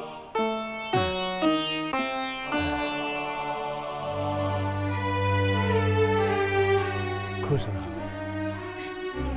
खुश रहा। पौला की बाबूजी प्रणाम। खुश रहा। तू लोग अपन ध्यान रखिए। पहुँचला के बाद फोन करिया लो। कोनो चीज के अगर जरूरत हुई तो बेहिचक कहिया लो, शर्मैया ना लो। इतना बोल देनी ना भैया, दिल गदगद हो गया हमार। अब हमने के कुछ ना चाहिए। हाँ भैया, आए घर से ना हमनी के बोरिया बिस्तर बनाइल बा। रिश्ता नाता नहीं के टूटल, हमेशा होत रहल जे भैया। चलो लोगे। अरे पहुना, फाइनली राउर बोरिया बिस्तर बनाइए गए। तो चले के चला, टाइम हो गइल बा। आओ चल। एक बात सुन लीजिए जा लोग, पता चलल रघुआ लोग फिर से दारू के हाथ लगौनी ना तो जरूर रिश्ता तोड़ दे। अरे मजाक करत हनी। अरे साले साहब, मस्त रहा मस्त रहा। ठीक।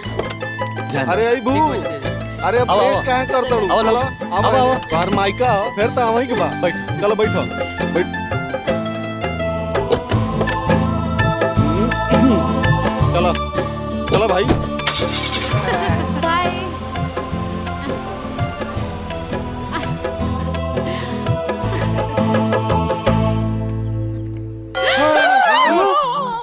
पूछ के बतावा ना अब कहाँ आयल भी हमारी।